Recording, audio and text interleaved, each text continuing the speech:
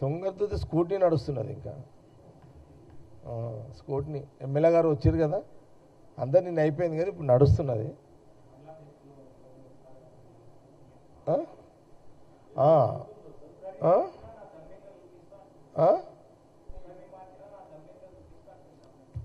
అరే అది మరి అది కాంగ్రెస్లో స్వేచ్ఛ అదే కదా మాకున్నది. మరి కాంగ్రెస్లో ఉన్న స్వేచ్ఛ అదే కదా, కాంగ్రెస్లో స్వేచ్ఛ ఎన్నెన్న మాట ఎన్నెన్న చెప్పవచ్చు అంత. సో మా అవును, నాకు అర్థమైన ఇప్పుడే మీకు అర్థం చేయించలేను అది అట్లా. నాకు అర్థమైతే ఉన్నాడు కదా, జిల్లా ప్రెసిడెంట్ ఉన్నాడు కదా, ఇక జిల్లా ప్రెసిడెంట్ నిన్న ఈరోజు ఇక్కడనే ఉన్నాడు.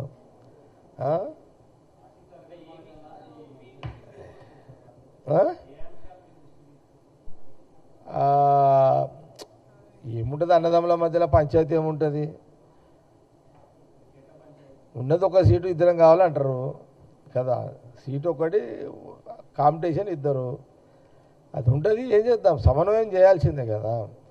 ఏదేమున్నా నంబర్ 1 ఎమ్మెల్యే ప్రయారిటీ ఫస్ట్ ఉంటుంది, ఫస్ట్ ఎమ్మెల్యే ప్రయారిటీ ఉంటుంది, అది సిస్టమ్. తర్వాత ఎంపీ సిస్టమ్ ఉంటుంది, తర్వాత పార్టీ కార్యకర్తల అభిప్రాయాలన్నీ జిల్లా ప్రెసిడెంట్కి ఈయనకు ఉంటుంది సిస్టమ్. 3 ఉంటాయి. ఈ ముగ్గురిని ఎట్లా సమన్వయం చేయాలనే దాని మీదనే నిన్న ఈరోజు ఇదంతా జరుగుతున్నది ప్రక్రియ. విన్నారా, 15 ఏళ్ళ తర్వాత తుంగతుర్తి ఎమ్మెల్యే ప్రెసిడెంట్ సాబ్ గెలిచింది. ఈసారి గెలిచింది, వచ్చేసరికి కూడా గెలవాలి. కోపాలు తాపాలు ఉంటాయి, అలుగుళ్ళు ఉంటాయి, అన్నీ ఉంటేనే రాజకీయము. కాబట్టి ఇవన్నీ సహజంగా ఉంటాయి. దాన్ని ఎట్లా చేయాలనేది నిన్న ఈరోజు అంతా మేమంతా నడుస్తుంది, అదే స్కూటీ నడుస్తుంది. అందరి అభిప్రాయాలు, ఎంపీ గారిది నిన్న శ్యామల కిరణ్ రెడ్డిది తీసుకున్నాము, డీసీసీ ప్రెసిడెంట్ తీసుకున్నాము, డీసీసీ ప్రెసిడెంట్ తీసుకున్నాము, సారన్న అబ్జర్వర్ అక్కడ ఆర్గనైజేషన్ ఆయన తీసుకున్నాము, మల్లన్న సబ్జర్వర్ ఆయన తీసుకున్నాము, దామోదర్ రెడ్డి సాబు కొడుకుది సరోత్తం రెడ్డిది ఆయనది తీసుకున్నాము, నిన్న అభిప్రాయాలు తీసుకున్నాము. 40 ఏళ్ళ నుంచి ఉన్న కాంగ్రెస్ పార్టీ, 40 ఏళ్ళ నుంచి ఉన్న ముఖ్య నాయకులు కార్యకర్తల అభిప్రాయం రాసుకున్నాము. ఇవన్నీ కూడా ఈరోజు సాయంత్రానికి అన్నీ ముగించేసేసి ఒక రేపు రిపోర్ట్ తయారు చేసి రేపు సబ్మిట్ చేస్తాము, పిసిసి ప్రెసిడెంట్ గారికి సబ్మిట్ చేస్తాం. అదిగా నేను చాలాసార్లు చెప్పినా కదా ప్రభాకర్, పంచాయతీలు కాంగ్రెస్లో ఉంటేనే కాంగ్రెస్ పార్టీ. అది కాంగ్రెస్ పార్టీలో పంచాయతీలు లేకపోతే కాంగ్రెస్ ప్రజలు కూడా మీకు అర్థం అవుతలేదు. మీకు కూడా పని ఎట్లా దొరుకుతుంది, మీడియాకు కూడా. మీరు ఏ పార్టీ చేస్తారు చెప్పండి, నేను అడుగుతా మిమ్మల్ని, ఏ పార్టీ చేస్తారు? మీరు టీఆర్ఎస్ చేస్తారా? లుకలు బయటికి కనబడి అది కన్ఫామ్ ఉండదు, వేయరు. బీజేపీది అసలు సప్పుడు ఉండదు, లొల్లి లోపల ఏమో ఉంటాయి అలా మీకు తెలియదు. అది ఆయనతో సాప కింద కుద్దులాడతారు వాళ్ళంతా. మా వాళ్ళు ఓపెన్గా ఉంటారు. తేడా ఎక్కడ వస్తుందంటే, మేమేమో టీవీలో ఎందుకు వస్తాం, వాళ్ళు రారు అంతే. మా దగ్గర రాహుల్ గాంధీ గారు, సోనియా గాంధీ, మాకేంటంటే భయ్ మనోళ్ళు అట్లా. అందుకే చూడు, ప్రజలు కూడా ఇప్పుడు మీ మీడియా మీరే ఉన్నారు, నేను మిమ్మల్ని అడుగుతున్నా. ఇప్పుడు గాంధీ భవన్ మీడియా ఈడ చేసినంత రాజకీయం ఎంజాయ్మెంట్ మీరు వేరే పార్టీలో చేస్తారా? బోర్ కాదు, మీకు ఉన్నది కూడా మర్చిపోతారు. అయితే అక్షరాలు కూడా మర్చిపోతారు, ఏం రాయాలనేది కూడా. విన్నారా? కాంగ్రెస్లో అదే కదా. చూడండి, ఇప్పుడు ఇది ఇంత పెద్ద నడుస్తుంది, ఏది మాది తుంగతుర్తి ఇష్యూ. ఎంత స్వతంత్రంగా స్వేచ్ఛగా ఈరోజు గాంధీ భవన్కి వచ్చి ఒక మామూలు సాధారణ గ్రామస్థాయి నాయకుడు, కార్యకర్త, లేదా ఒక సర్పంచ్, ఒక ఎక్స్ఎంపీటీసీలు కానీ, ఒక మండల నాయకులు కానీ, ఎంతమంది మీరు నిన్న ఈరోజు చూడండి, ఎంతమంది స్వతంత్రంగా స్వేచ్ఛగా వచ్చి మాకు ఈ బాధ ఉంది, మాకు ఆ బాధ ఉంది, మాకు ఇది కావాలి, మాకు అది కావాలి, మాకు ఇది చేయండి, మాకు అది చేయండి. ఈ అవకాశం రాజకీయంగా ఏ పార్టీలలోనూ ఉంటుందా? అందుకే ఏ ప్రజలైనా, తెలంగాణ ఆంధ్రప్రదేశే కాదు, దేశంలో ఎవరైనా కాంగ్రెస్ పార్టీ రాజకీయ వ్యవహార శైలి నచ్చుతారు ప్రజలు కూడా. ఒకరు కులం మీద అడుగుతారు, ఒకరు మతం మీద అడుగుతారు, సబ్ క్యాస్టుల మీద అడుగుతారు. ఇప్పుడు మా దగ్గర ఎస్సీలు ఉన్నారనుకో, ఎస్సీలు అంటే మాది వాళ్ళే కాదు, మాలోళ్ళు కూడా అడుగుతారు. ఆ స్వతంత్రం ఉంటుంది కదా. కాబట్టి కాంగ్రెస్ ఎప్పుడు కూడా, కాంగ్రెస్ పార్టీ, జాతీయ కాంగ్రెస్ పార్టీ ఎప్పుడు కూడా ప్రజల కోసము, ప్రజల మధ్యలో కాంగ్రెస్ పార్టీ కార్యకర్తలకు అందుబాటులో ఉంటుంది. అందరిది నడుస్తుంది, పెద్దోంది నడుస్తుంది, చిన్నోంది కూడా నడుస్తుంది. అది కాంగ్రెస్ పార్టీలో ఉన్న వెసులుబాటు.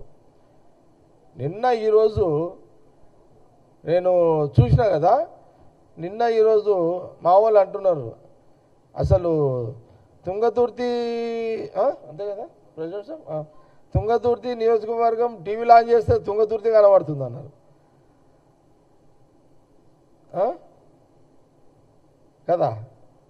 అంటే చూడండి, అంటే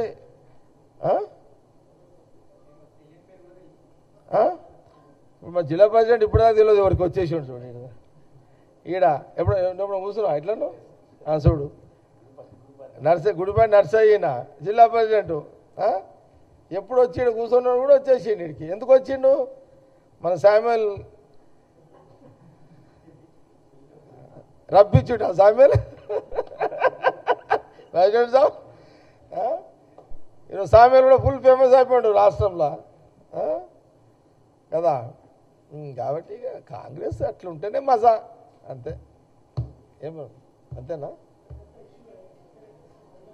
కాంగ్రెస్లో బుస్సుమంటుంది, అదే కాంగ్రెస్ బుస్సు అని పడగలిపుతుంది. నాకు బాబు తీరనుకో రాదిగా. అట్లా ఒక బుస్సు కూడా అంటే ఒకసారి కాటేస్తుంది కూడా ఒకసారి.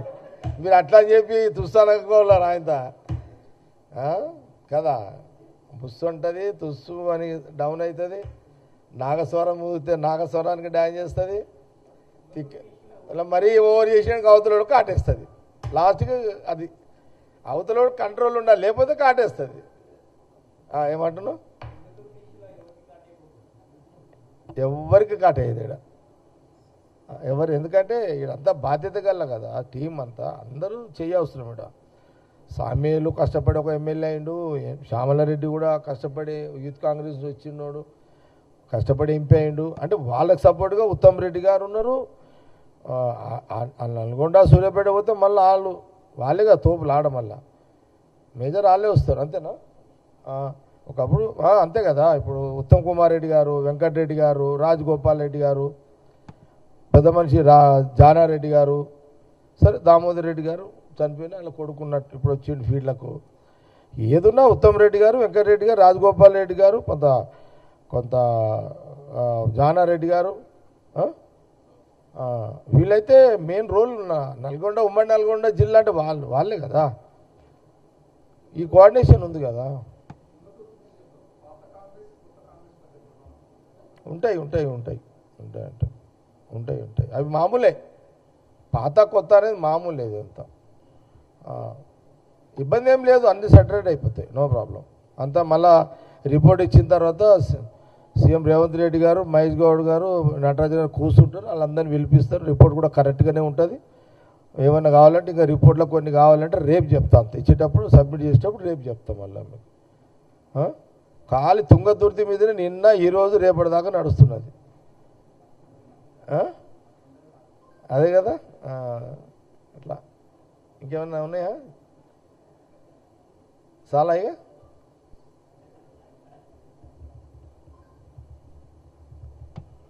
ఏం సిద్ధు చాలా ఇంకేమైనా కావాలన్నా?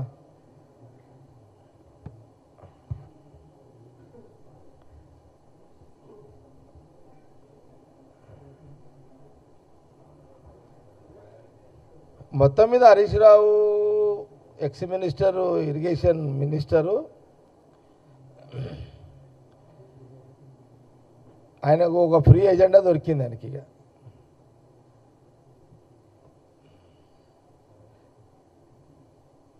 ఇక వాళ్ళకి తగ్గట్టు మా ముఖ్యమంత్రి ఏం తక్కువ కాదు కదా, కరెక్ట్గా దొరికిండు వాళ్ళకి. ఇక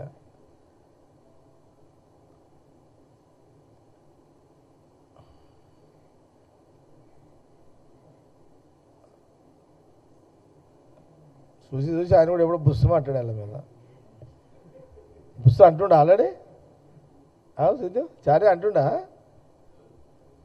రేవంత్ రెడ్డి గారు బుస్సు అంటుండా ఇప్పుడు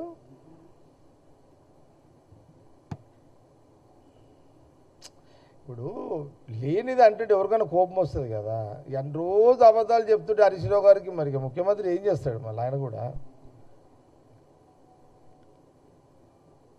వీళ్ళు ఇట్లయితే విన్నారు కాబట్టి కొంత కోపంకి వస్తాడు